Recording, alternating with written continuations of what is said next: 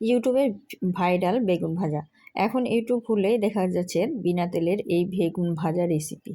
তো এত ছড়িয়ে পড়েছে যে যখনই খুলছি তখনই কিন্তু কারোর না কারোর পেজে এই রেসিপি আমি দেখতে পাচ্ছি। আর এটা এতটাই ভাইরাল হয়েছে যে আমি ভাবলাম আমি কেন বাদ যাই, তো আমিও তৈরি করে দেখি কীরকম হয় এই বেগুন ভাজা। তার জন্য আমিও আজকে এই বেগুন ভাজা তৈরি করে ফেললাম, আর সেটাই কিন্তু তোমাদের সঙ্গে শেয়ার করতে চলে এলাম। তো আসসালামু আলাইকুম, কেমন আছো সবাই? আশা করি সবাই ভালো আছো, সুস্থ আছো। আলহামদুলিল্লাহ আমরাও খুব ভালো আছি, সুস্থ আছি। সোনালী রান্নাঘর অ্যান্ড ব্লগ চ্যানেলে তোমাদের প্রত্যেকে স্বাগত জানাই।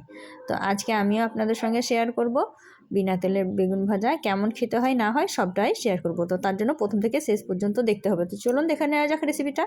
বেগুন ভাজা এই রেসিপি তৈরি করার জন্য প্রথমেই লাগছে বেগুন।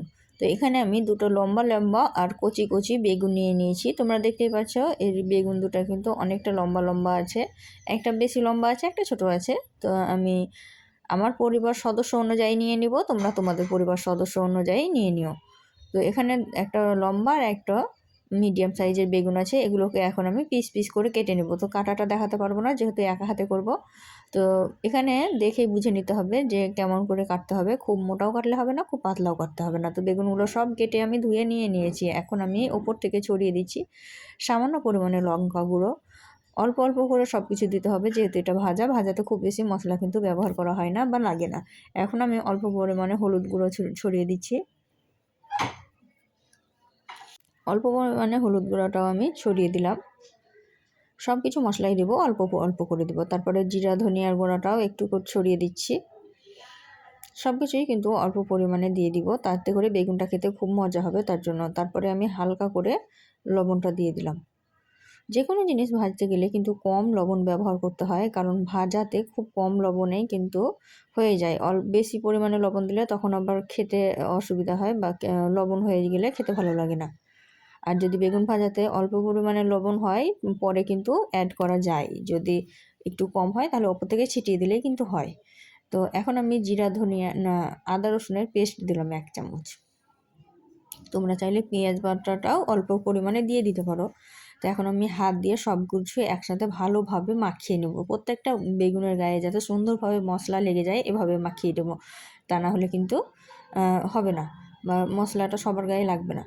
তো এটা করে আমি 15 মিনিট মতো রেখেছিলাম। তারপরে আমি এখন বেসন দিয়ে কোট করব। তো অল্প পরিমাণে বেসন নিয়ে হাতে করে ওপর থেকে দিয়ে একটু ঝেড়ে দিতে হবে যাতে খুব বেশি বেসন লেগে না থাকে।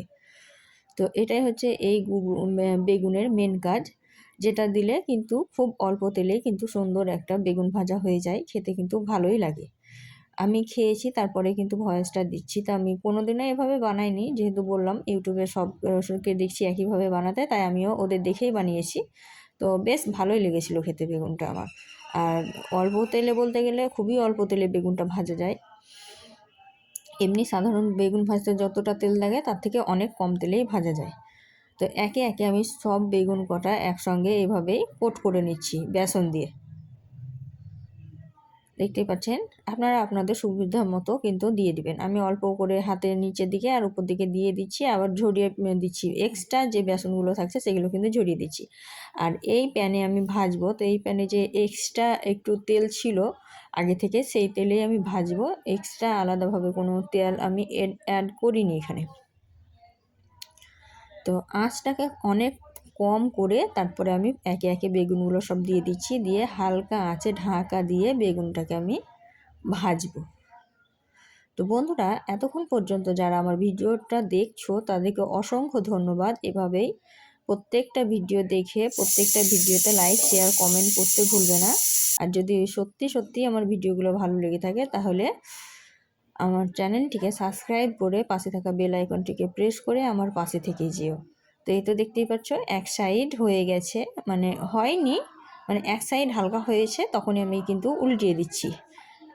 তাতে কিন্তু অনেক সুন্দর কালার এসেছে। যে বেগুনগুলো একটু বেশি বেসনটা ঝরিয়েছি তারপরেও যেটাতে থেকে গেছে সেটা একটু সাদা সাদা লাগছে, এগুলো কিন্তু পরে ঠিক হয়ে যাবে।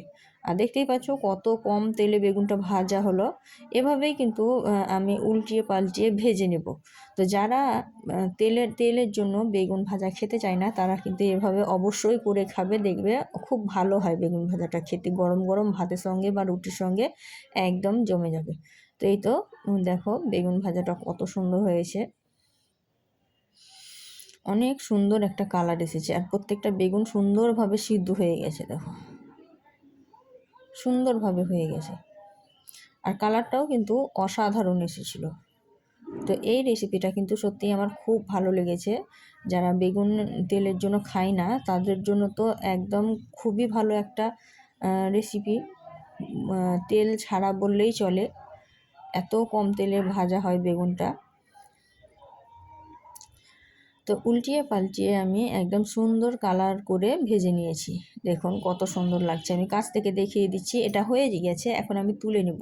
তার জন্য একটা প্লেট নিয়ে নিয়েছি, আমি একদম ডাইরেক্ট প্যান থেকে তুলে তাওয়ার মানে প্লেটের মধ্যে দিয়ে দিচ্ছি। দেখো কত সুন্দর লাগছে দেখতে।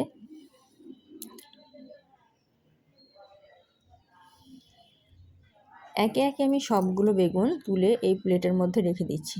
তো বন্ধুরা, যাদের যাদের ভিডিওটা ভালো লাগলো অবশ্যই লাইক শেয়ার কমেন্ট করে পাশে থেকে যাবে। আর কে কি ভিডিও আমার কাছ থেকে দেখতে চাও বা কে কোন রেসিপি আমার কাছ থেকে দেখতে চাও একটু কমেন্টে জানাবে, তাহলে কিন্তু আমরা একটু উৎসাহ বেশি পাই, আগ্রহ হয় ভিডিও বানাতে। তো সবগুলো বেগুন আমি তুলে নিলাম। দেখুন এখানে বেগুনের উপরে যদি সাদা তিল ছড়িয়ে দেওয়া হতো তাহলে কিন্তু আরও সুন্দর লাগতো, আরও মুচমুচে হতো, আরও সুন্দর লাগতো। তো আমি ওইটা দিইনি, আপনারা চাইলে দিয়ে দিতে পারেন। তো এই তো আমি বেগুনটা তুলে নিলাম, আর একটু ডেকোরেশন করার জন্য সাইডে একটু ধনেপাতা দিয়ে দিলাম। এটা অপশনাল, আপনারা চাইলে দিতে পারেন, নাও দিতে পারেন। তো আজকের বেগুনের রেসিপিটি কেমন লাগলো কমেন্টে জানাবেন। আর এই ধরনের আরও নিত্য নতুন রেসিপি পাওয়ার জন্য আমার চ্যানেলটিকে সাবস্ক্রাইব করে রাখবেন। পাশে থাকা বেল আইকনটিকে প্রেস করতে ভুলবেন না। আজকে এই পর্যন্ত, দেখা হবে এই ধরনের আরও নিত্য নতুন রেসিপি নিয়ে পরবর্তী ভিডিওতে। ততক্ষণ সবাই ভালো থাকবেন, সুস্থ থাকবেন, খোদা হাফেজ।